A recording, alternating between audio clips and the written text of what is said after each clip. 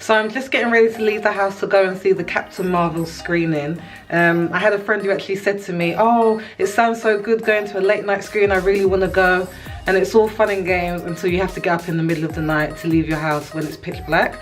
I really hope that it's worth it because I'm super tired. Super tired. But we're still going to see how it goes. So it's 3 AM and I've just gone out of the cinema after watching Captain Marvel, and I'm actually really looking forward to reviewing this one and talking to you about it and seeing what your thoughts are, because I think this is going to be a very interesting addition into the Marvel Cinematic Universe. My name is Sophie Hannah and this is the Cinesheet vlog, and it's a vlog all about film reviews and just everything to do with film. Now, as you saw from my intro, I'm going to be talking about Captain Marvel, which is the biggest film to be released thus far this year. Yeah, I stick with that. It's the biggest release of this year, basically because it's part of the Marvel Cinematic Universe. So Marvel films have a massive brand, and this is the latest film to be released since Avengers Infinity War, which came out last year, and it's also a precursor to Avengers Endgame, which is out next month. So talking about the plot, there have been several iterations of the character of Carol Danvers, or Captain Marvel. So I think since the comic book was released in 1968, she's been reborn. There's been different viewpoints on her. So it was really interesting to see the way in which Marvel was going to do it. Now, this is an origin story, which basically means that you find out all about who she is, where she came from, how she got her powers, etc, etc. So it's really the beginning of her story. Her name is Viz, or so she thinks. So she's one of the Kree people who live on the planet Hala, and she is part of a noble warrior team of Krees who are trying to defeat the Skrulls, who are an alien population who want to destroy the Kree people and everybody on Hala. Now, Viz, she has gaps in her memory, so she doesn't really remember everything about her history and her past, and it makes her very unsettled. And when she's captured by the Skrulls, they tap into her memory to try and extract some information, and she escapes. She lands on planet Earth, and she decides that the Skrulls who are on planet Earth, she's going to try and defeat them before her warrior buddies come and rescue her on Earth. And while she's on Earth, she meets up with Nick Fury and other people from S.H.I.E.L.D. to try and defeat the Skrull, and where she finds out more about herself. Or does she? Well, you know she does. Of course she does. Otherwise there'll be no film. So that is the basic plot without me doing any spoilers. My initial thoughts after seeing the film, I didn't think it was very good. If I'm being honest, I thought it was pretty disappointing, especially for a film that we had waited so long for and there's been so much hype about. It just missed the mark for me. It just wasn't what you would expect. But I'm going to go through the pros and the cons and just really explain why I feel like that.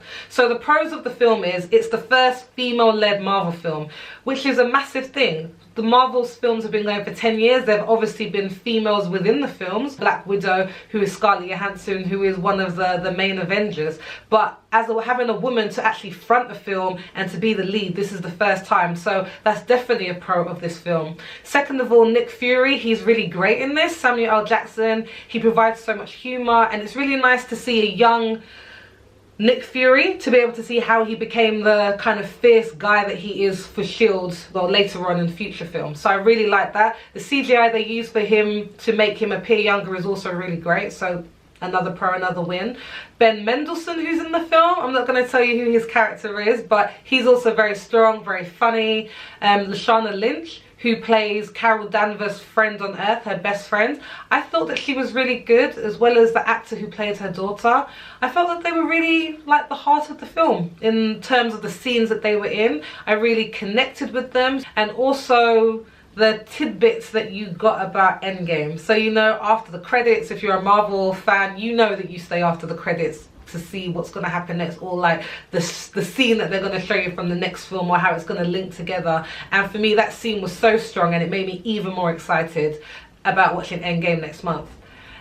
And I think that those are all of the pros, in my opinion. I will say, in my opinion. You might have a different opinion, but this is my vlog, so you're going to hear my opinion. So those are the pros for me. In terms of the cons, I thought that there were a lot, and I think that they were apparent from really early on in the film. I think from about 20 minutes in, I was thinking to myself, this isn't very good. This isn't what I expected. So I think, first of all, one of the major cons is the plot.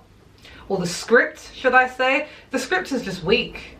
There's plot holes in it, things that aren't explained very well in my opinion, and I just felt that that was a major flaw, because if you don't have a good script, then what are the characters really working with? And I think this is really apparent in terms of the villain.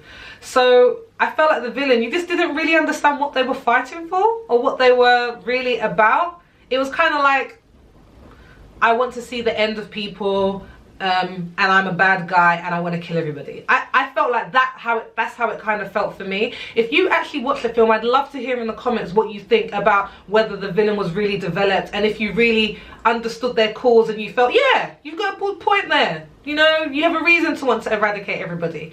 I don't really think that they did, and I think with so many superhero films, your villain has to be strong nowadays. I definitely think that in Black Panther, Killmonger was one of the strongest villains, because you left the film thinking, actually, he had a good point. People could really resonate with his cause and what it is he was fighting for. So I think you really have to come hard with villains nowadays, and it can't just be the generic baddie who no one really cares about, and you know that they're going to get defeated, so you're not really that invested in their story. So for me, I think that was definitely a con. Also, I think there were a lot of jokes in the film that just did not land. Just didn't land. Jokes that just weren't funny, or they weren't really knit together well. You know when someone tells a joke and it just kind of goes to dead silence and everyone's just kind of like, that's awkward. I felt like that a lot of times during the film, and there were a lot of times when jokes were made that the cinema was not laughing. People weren't laughing. There were some really great jokes, and the cat, I forgot to say, the cat was another pro. I guess that sounds weird, right? That sounds weird, right? The cat was a pro, but the cat was a really good character. So there were elements of humour, but I think in general, the humour just felt a bit flat for me. And I don't really think this felt like a Marvel film, and not in a good way. So let me explain that. So for example, Guardians of the Galaxy, when that came out, I hated it. Like, I did not get it. I fell asleep in the cinema. I thought it was really weird, and I was just like, this is not a good film. And I think because I was expecting something like Iron Man or Captain America, which has a much more straightforward narrative, and the comedy and the humor is very mainstream on what you'd expect. Whereas in Guardians of the Galaxy, it has a different feel to it. It's not the typical superhero film, and going back and watching it now, it's actually one of my favorites. But you have to appreciate it exactly for what it is. But this wasn't like that. This just felt like a bad version of a Marvel film. It felt like another studio had made it, and they were trying to make a film to kind of compete with Marvel, but that just didn't quite get it. And I don't really think that you're in a position now in terms of making Marvel films where you can do that. Like, they have to be consistently strong, or maybe there's too much pressure being put on Marvel films to be great. But if you think of the last ones that have come out, so there was like Avengers Infinity War, Black Panther, and I think Spider-Man before that, these were all extremely strong films that were entered into the universe. Strong characters, strong plots, visually were very good, and the characters were really fun and you're really invested with them. I don't think that you can watch this film and be like, yeah, Carol Danvers is my favourite, she's just so great. Because I don't really think as an origin story, they made it very strong.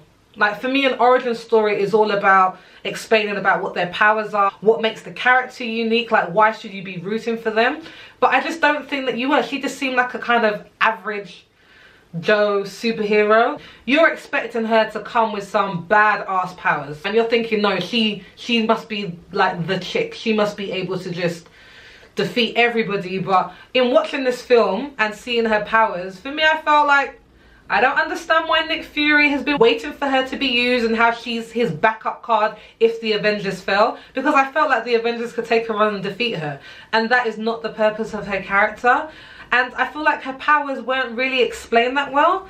I know it has something to do with like her powers being linked to an Infinity Stone and all of that, but apart from like blowing things up and like setting them on fire, I don't think it's really explained as to what her photoneuron blast can do. I'm sure it's like really technical and it makes her really amazing, but I don't think that was enough. And I think that they focused more on this film being the first female-led film. Her being the first female-led character, it's not enough to sell the film. It's not enough to carry it. It still has to be a strong character.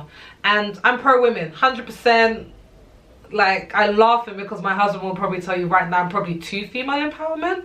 Like, women can do anything, but I just felt like it's not enough that she's a woman who can light things on fire. Like, there has to be more, and I don't think that there was more given.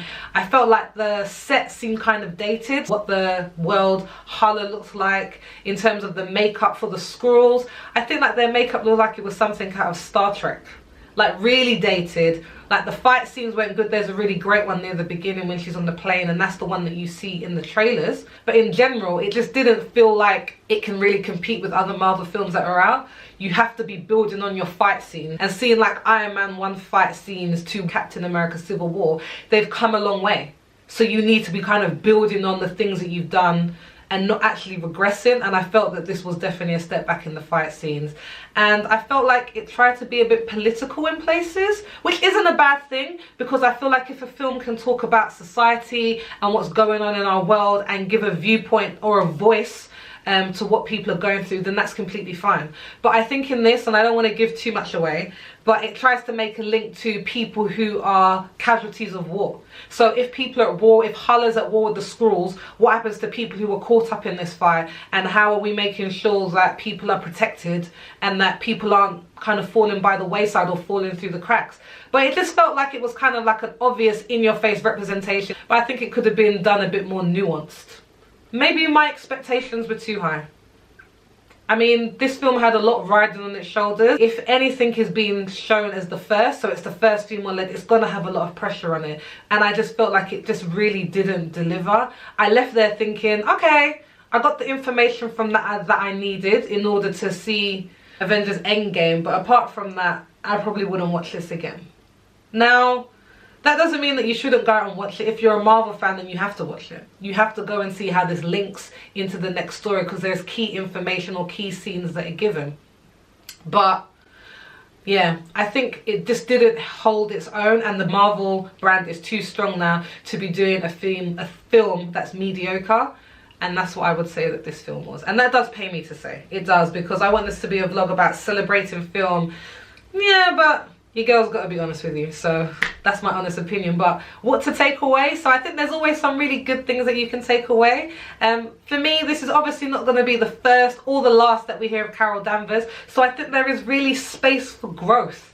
I think there is definitely an opportunity for us to see what more Carol can do, for them to really develop her character, develop her story, and just explain a bit more about her. There were 2 Hulk films that weren't very good, but now Hulk is definitely one of the classic characters that you couldn't imagine Marvel films being without. So I think that there's real growth that we can really develop Carol Danvers, especially as probably not all of the Avengers are going to make it out alive. I don't think Captain America, this is a side note, I don't think Captain America is going to make it out, and I'm going to be very sad and disappointed. I will be. Like, I hope I don't cry, but I'm going to be very disappointed. So more Marvel superheroes are being introduced, so Carol Danvers definitely has space to grow and for us to really care and connect with her. Also, I think something to take away from this is that there is better representation going on in films. So one of the directors for the film was a woman. I think this is one of the first female directors for a Marvel film, so that's really great. If I'm wrong on that, sorry, but I'm pretty sure that's correct. So representation matters. Like, people need to see themselves represented in the media, in film. So I really love that women are being represented. The fact that it wasn't a strong film, in my opinion, I don't think that that means that this shouldn't be done again, or that people should think, well, it's not going to sell, because there's plenty of bad films about men that happen all the time. So if there's one that wasn't great about a woman, nah, make another one. A real reason why representation is so important, and it's something that I saw when I actually took my niece to go and see Wonder Woman, and she tapped me halfway through the film and she whispered to me, "Auntie, this is amazing, like, women really can do anything." And that really touched my heart, because it made me just realize even more that the next generation, they need to see themselves on screen. They need to believe that if that person can do it, I can do it too. So I'm really glad that this film was made, and I heard that the Black Widow film with Scarlett Johansson is also apparently going to be made. So hopefully more representation, more women in front of the screen, more women behind the screen. I'm all for that. And I really think that another positive to take away from this is the way that it kind of links to Endgame. So it just makes me more excited for what's going to happen, like in Endgame. Like, I'm so excited. I'm sorry to see there's probably going to be another midnight screening, but yeah, those are my takeaway points. In terms of ratings, so I'm going to rate my films in terms of burgers, because I love burgers. So why wouldn't I give it a burger rating? Like, it makes sense. Like, it makes perfect sense to me. So the way that I'm gonna rate it is, 1 burger, it's like a really sweaty burger that you would never eat again. It was absolutely terrible. It was pink in the middle. 2 burgers means that, yeah, you had this burger on a road trip, it hit the spot, it's nothing special, it does the job. 3 burgers, it's a good decent burger, it's solid, you enjoy it every time you go, you know what to expect, it worked well. 4, it means that this is a well-seasoned burger. Every time you go on a first date, you are making sure that your date takes you to this burger place because the burgers are phenomenal. And 5 burgers means that it's converted vegans back to meat. Like, this is an experience you cannot miss in your life. So if those are all my burger ratings, then I would give Captain Marvel 2.5. I would say that it is just above watchable, but I wouldn't go as far as to call it a good film or a good solid film. I think this is a film that you can definitely take your children to go and watch though. So it's a good enjoyable yarn for children to see, like they will enjoy it. And as a hardcore Marvel fan, then you should see it too. But that is my honest review. So this film is at least going to be out from now until the next Avengers film comes out, and probably after that. So make sure you watch it, and please let me know your thoughts. If you agree with me, if you disagree with me, then let me know as well. I want to see what you thought about the film, what you take away from it. And I'm hoping to do another review for you that will be coming out this Thursday about The Kindergarten Teacher. So this is a film that I happened to just see on the weekend, and I thought it was just a very interesting film to talk about, so I'm not going to give any more away. But yeah, my next review will be coming this Thursday, so make sure you message me, let me know what you think about Captain Marvel. Make sure you get out and see it, and I'll see you next time.